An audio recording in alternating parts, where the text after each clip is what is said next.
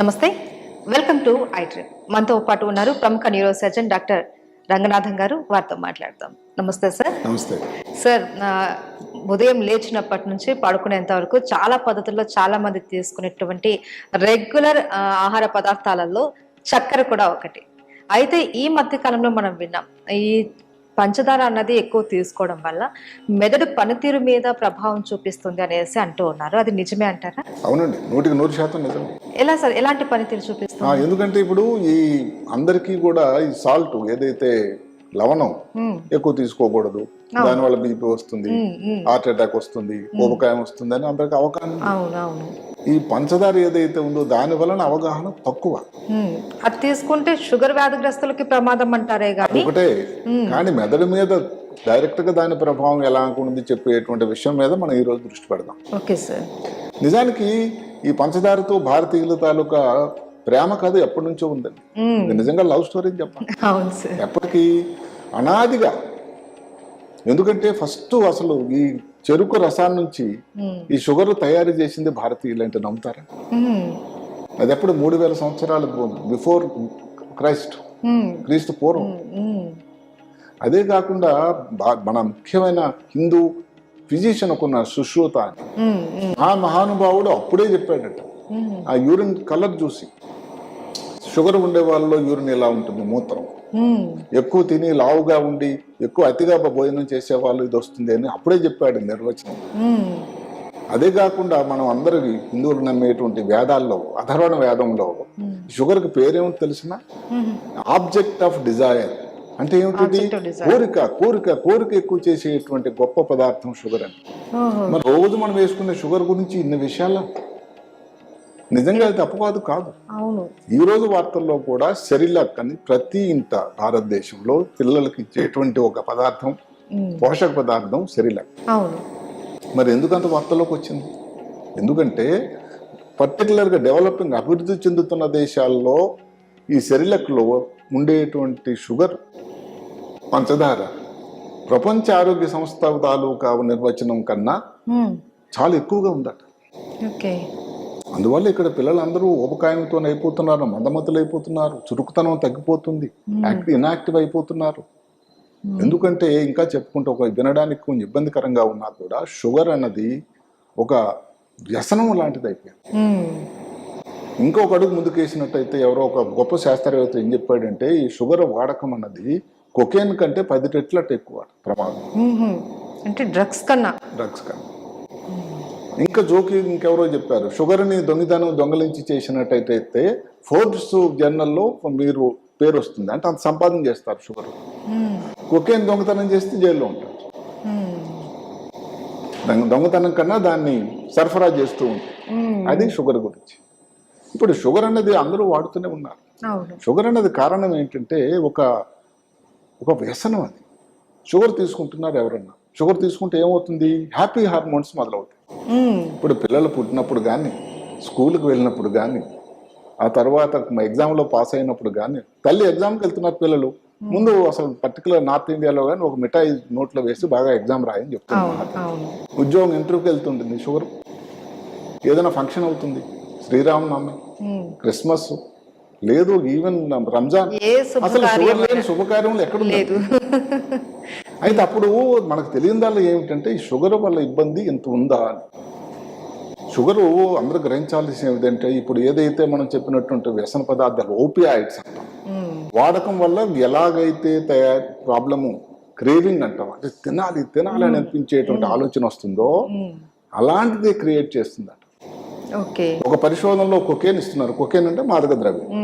మాదక ద్రవ్యం ఇచ్చినప్పుడు ఏమిటి, మెదడు లోపల కొన్ని చోట్ల, కొన్ని సెంటర్స్ లో యాక్టివిటీ పెరుగుతుంది. ఈ యాక్టివిటీ ఎంఆర్ఎన్ఏ అంటే ఫంక్షనల్ ఎంఆర్ఎన్ఏలో ఒక పద్ధతి వచ్చింది. ఫంక్షనల్ ఎంఆర్ఐ పని చేస్తున్నప్పుడు ఎంఆర్ఐ ఎలా ఉంది, దాంట్లో అక్కడ లైట్నింగ్ కనబడుతుందట ఏ చోట్ల వస్తుందో కొకేన్ ఇచ్చినప్పుడు. షుగర్ తిన్నప్పుడు కూడా అలా సెంటర్లోనే స్టిమ్యులేషన్. అంటే ఎంత ప్రమాదం దాగి ఉంది చూడండి. తెలియకుండానే జరుగుతుంది. మామూలుగా ప్రమాణాల ప్రకారం షుగర్ అనేది దగ్గర 26 నుంచి 30 గ్రాములు రోజుకు తీసుకోవచ్చు ఒక రోజు. అమెరికాలో ఎంత వాడకం అవుతుందో తెలుసా? 125 గ్రాములు.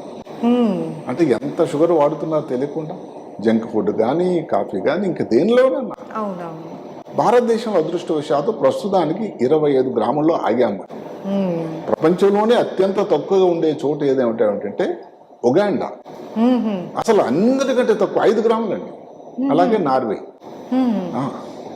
సో అక్కడ ఈ ప్రాబ్లం తక్కువ. ఈ షుగర్ గురించి ఇంకొక పరిశోధన కూడా జరిగింది. ఒక నౌరు అని ఒక చిన్న ద్వీపం కల్పం ఉంది, ప్రపంచంలో రిచెస్ట్ పార్టీ. అక్కడేంటి పని లేదు, పాట లేదు, ఎక్సర్సైజ్ లేదు, శుభ్రంగా తినడం, కూర్చోవడం, ఈ షుగర్ భోజనాలు, స్వీట్లు, మిఠాయిలు తినడం. అందులో వచ్చినటువంటి షుగర్ డయాబెటీస్ వ్యాధి శాతం 23%. 96 మందికి ఊబకాయం వచ్చిందట. అక్కడ ఎందుకంటే ఫాస్ఫేట్ గనులు ఉన్నాయండి, వాళ్ళు ఎందుకు పనిచేయాలి? అన్నిటికంటే కాస్ట్లీయెస్ట్ ఇప్పుడు ఈరోజు మెటల్ అది. అలా జరిగింది. అదే కాకుండా భారతదేశానికి సంబంధించి ఈ షుగర్ వాడకం వల్ల ఏమిటంటే భారతీయుల్లో దగ్గర 11% జనాభాలో షుగర్ వ్యాధి ఉంది, డయాబెటీస్. 16% ప్రీ డయాబెటిక్స్, అంటే వాళ్ళకి షుగర్ వచ్చే అవకాశం ఉంది. అంటే ఈ చక్కెర తినడం వల్ల, చక్కెర ఒక కారణం. అసలు ఆల్రెడీ ఎంతమంది ఉన్నారు, దానికి తోడు మీరు అగ్నికి ఆజ్యం పోసినట్టు ఈ షుగర్ తింటూ ఉంటే ఎంత ఇబ్బంది అవుతూ ఉంటుంది. అదే కాకుండా ఇంకా ఇప్పుడు ఒకప్పుడు ఏంటంటే పట్టణాల్లోనే షుగర్ ఎక్కువ వాడకం ఉంటుంది, పల్లెల్లో తక్కువ అని మారిపోయింది. నా తారతమ్యం కూడా దగ్గర కుదించుకుపోతుంది. అదే కాకుండా ఇంకొకటి ఏమిటి, ఇప్పుడు భారతదేశం మనది ఆర్థికంగాను 5వ నంబర్లో ఉన్నాం. సంతోషం కదా. అయితే ఇక్కడ ఒక చిన్న కిటుకుంది. ఏ దేశం అయితే ఆర్థిక ప్రమాణాలు పెరిగి హ్యాపీ కంట్రీస్ ఉంటాయో షుగర్ వాడకం అటు కూడా ఎక్కువ అవుతుందట, తెలియకుండా. అంటే అది ఒక మోరల్ లాగా అయిపోయింది. అంటే హ్యాపీనెస్ అనేది పంచిపెట్టుకోవడం అన్నది ఈ మిఠాయి ద్వారా. ఇలాగ వాడకం రకరకాలు. ఏదో పార్టీలో ఉంటారు, అందరూ తింటున్నారు మిఠాయి, తప్పేముంది ఒక రోజు అనుకుంటాం, కానీ అది ఒక రోజు కాదు, తర్వాత అలాగే అవుతుంది, అలవాటు అయిపోతుంది. పక్క వాళ్ళు కూడా చెప్తారు తీసుకోవా ఒక రోజుకి ఏంటి మిఠాయి, నష్టమే లేదు.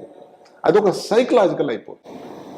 సరిగదా అలాగలాగ అలవాటు, ఇంకా క్రేవింగ్. అది తినకపోతే కొంతమంది డయాబెటీస్ వ్యాధి వాళ్ళు మాకు వచ్చి చెప్తూ ఉంటారు, డాక్టర్ గారు ఏది నేను ఒక రోజుకి 5 మిఠాయిలు తింటానండి. అసలు ఆశ్చర్యపోతాను. ఆయన తాజాగా నెమ్మదిగా ఒక వార్త ఇస్తాడు, ఆయన ఇంకొక టాబ్లెట్ ఎక్కువ వేసుకుంటున్నాను. అంటే డయాబెటీస్ వ్యాధికి షుగర్ వాడడం వల్ల ఎంత ఇబ్బందినో తెలిసి కూడా కంట్రోల్ చేసుకోలేకపోతున్నారు. ఎందుకంటే ఆ క్రేవింగ్ అంటారు. క్రేవింగ్ అంటే కావాలి కావాలి, శరీరంలో మెదడులో తయారైపోయింది. స్వీట్లు తిని తిని అది లేకపోతే మీకు ఈ మాదక ద్రవ్యాల మీద అసలు ఏమిటి మా చికా అది ఒక విష వలయంలోకి వెళ్ళిపోతున్నారు వ్యక్తులు తెలియకుండా. అది వింటూ ఉంటే ఆశ్చర్యకరంగా ఉంటుంది. ఇప్పుడు షుగర్ అన్నది అదొక ఇంధనం అండి.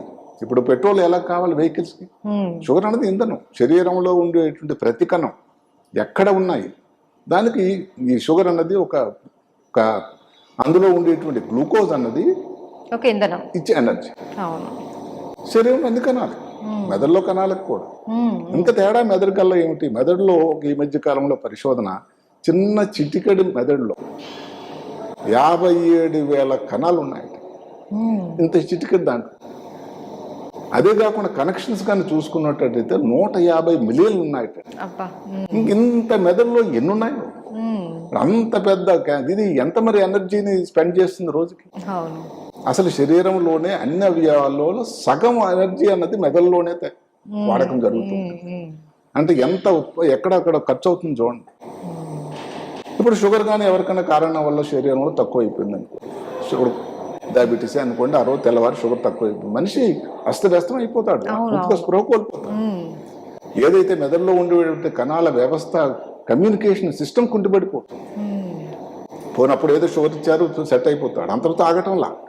ఈ షుగర్ అనేది ఈ ఇందాక ముందు చెప్పుకున్న హ్యాపీ హార్మోన్స్కి ఉత్పత్తి అవ్వడానికి ఇది చాలా ముఖ్యం. ఈ హ్యాపీ హార్మోన్స్ ఏమిటి, డోపమిన్ అని, లేకపోతే అసిటైల్ కొలిన్ అని, ఈ ఇంకా ఇవన్నీ హ్యాపీ హార్మోన్స్ కన్నా న్యూరో ట్రాన్స్మిటర్స్ అంటారు.